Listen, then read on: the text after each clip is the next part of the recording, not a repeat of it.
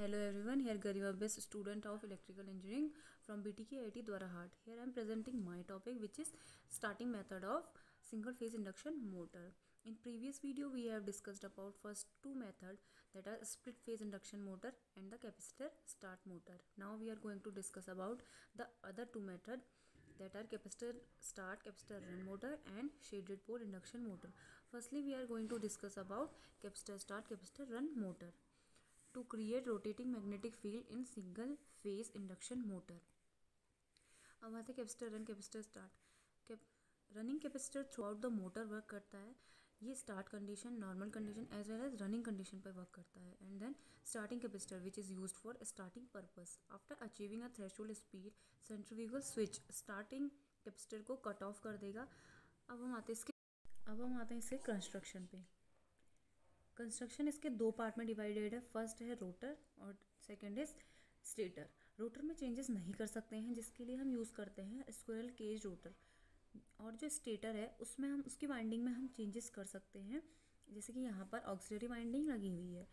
अब इसकी वजह इसमें दो वाइंडिंग यूज़ करी जा सकती हैं, एक मेन और दूसरी ऑक्सिलरी वाइंडिंग।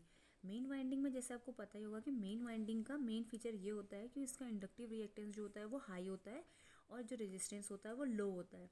इसके अपोजिट जो ऑक्सिलरी वाइंडिंग है उसका जो इंडक्टिव रिएक्टेंस होता है वो लो होता है और जो इसका रेजिस्टेंस है वो हाई होता है। इसके अब बात करते हैं कैपेसिटर रन और कैपेसिटर स्टार्ट के बारे में। रनिंग कैपेसिटर का यूज़ हम लॉन्ग ड्यूरेशन के लिए किया जाता है। इसकी वैल्यू हमेशा जो है लो रखी जाती है। इसके बाद हम जो यहाँ रनिंग कैपेसिटर है, यहाँ पर हमने रनिंग कैपेसिटर के लिए ऑयल फिल्ड पेपर कैपेसिटर का यूज़ किया गया है। सेकेंड हमारा होता है स्टार्टिंग कैपेसिटर। स्टार्टिंग कैपेसिटर जो है वो शॉर्ट ड्यूरेशन के लिए यूज़ किया जाता है और यहाँ पर इलेक्ट्रोलाइटिक का यूज़ किया गया है। नाउ हम बात करते हैं फेज़र डायग्राम के बारे में। फेज़र डायग्राम इसका दो पार्ट में डिवाइडेड है। एक है सेंट्रीफ्यूगल स्विच जब ऑन है और जो हमारा स्टार्टिंग कैपेसिटर है वो लगा हुआ है, और दूसरा हमारा है जब सेंट्रीफ्यूगल स्विच ऑफ है और स्टार्टिंग कैपेसिटर भी हट चुका है। सबसे पहले हम देखेंगे जो सेंट्रीफ्यूगल स्विच ऑन है और विद कैपेसिटर, यानी कि कैपेसिटर उसमें अभी लगा हुआ है।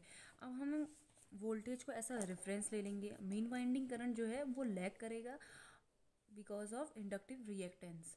इसके अपोजिट जो ऑक्सिलरी करंट है वो लीड करेगा। IA और IM के बीच बनने वाला जो एंगल है अल्फ़ा वो ग्रेटर देन 90 है। इसके बाद इन दोनों का बीच जो रिजल्टेंट करंट है वो I रहेगा। V और I के बीच जो है उनके बीच बनने वाला एंगल है वो फाई है। जो फाई एंगल है वो हमारे पावर फैक्टर का इम्प्रूवमेंट शो करता है, यानी कि अगर फाई की वैल्यू जितनी ज़्यादा होगी पावर फैक्टर उतना कम होगा, और फाई की वैल्यू जितनी कम होगी हमारा पावर फैक्टर उतना ज़्यादा होगा, उतना अधिक इम्प्रूवमेंट होगा उसमें।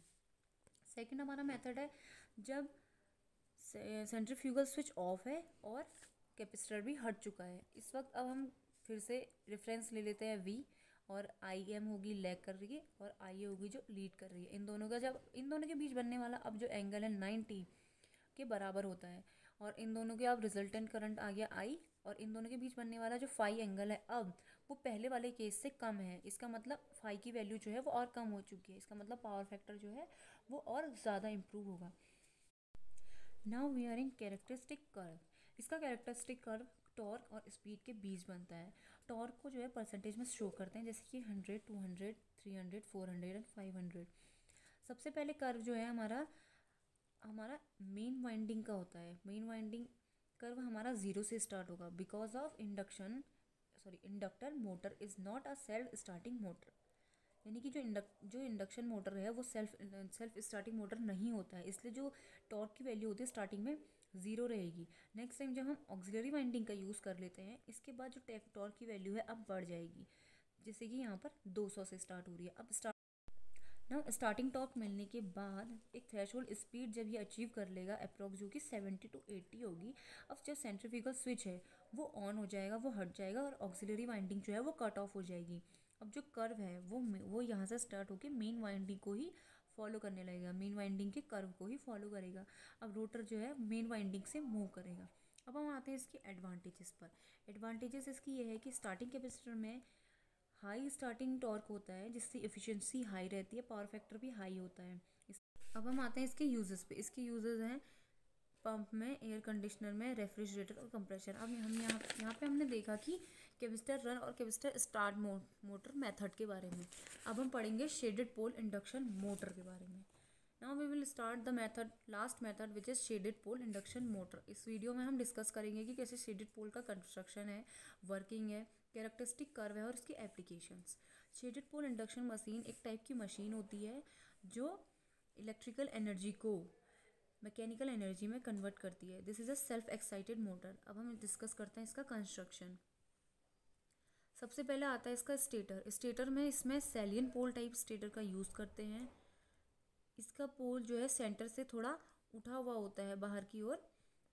ये क्या लिखा है? और इसमें स्लॉट्स बने हुए हैं जिन पर वाइंडिंग की गई हुई है। पोल के अपोजिट साइड में एक कट किया हुआ है जिस पर एक रिंग बनी हुई है जो कि single turn off coil copper coil कहलाती है। इसे शेडेड कॉइल भी कहते हैं। इसी शेडेड कॉइल की वजह से इसे शेडेड पोल इंडक्शन मोटर कहा जाता है। यहाँ हम केज टाइप रोटर का यूज़ करते हैं। इस टाइप के मोटर में पावर फैक्टर जो है वो लो रहता है due to large power loss. इसे लो रेटिंग पर डिज़ाइन करते हैं। इसे सिंगल फेस एसी सप्लाई से ऑन किया जाता है। इस इंडक्शन मोटर में रोटर और स्टेटर जो है वो लेमिनेटेड रहते हैं, मतलब काफ़ी सारी जो थिन थिन शीट्स होती है उनका अरेंजमेंट किया जाता है जिससे कि जो एडी करंट लॉसेस जो होते हैं वो रिड्यूस होते हैं, कम से कम रहते हैं। ऐसे इसका कंस्ट्रक्शन किया जाता है। अब हम आते हैं इसकी वर्किंग पे। इसकी वर्किंग में हम देखेंगे कि टॉर्क कैसे डेवलप होता है, रोटर कैसे रोटेट करता है। अब जब हम मोटर को सिंगल फेस एसी सप्लाई देते हैं तब करंट वाइंडिंग के अक्रॉस जाएगा जिससे मैग्नेटिक फ्लक्स जो है वो जनरेट होता है। ये फ्लक्स जो कॉपर रिंग होती है उसको कट करेगा। यहाँ पर यहाँ पर ईएमएफ इंड्यूस्ड होता है from a Faraday law of electromagnetic induction.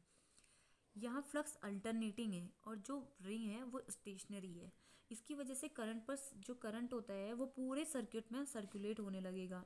अब जो रिंग है वो राउंड शेप की है तो रिंग के अक्रॉस भी मैग्नेटिक फ्लक्स जो है वो क्रिएट हो जाता है। अब यहाँ पर दो मैग्नेटिक फ्लक्स जो है वो क्रिएट होते हैं, फ्लक्स 1 और फ्लक्स 2। फ्लक्स 2 जो होता है वो फ्लक्स 1 का अपोज करता है। ये दोनों एक दूसरे के अपोजिट है, यानी कि फ्लक्स 2 लैग बाय फ्लक्स 1। इसमें मेन वाइंडिंग फ्लक्स जो है और दूसरा है इसमें फ्लक्स अराउंड द रिंग। इन दोनों के बीच जो है वो एंगल बनेगा वो लेस देन 90 डिग्री है, यानी कि ये लेस देन 90 डिग्री से डिस्प्लेस करेंगे।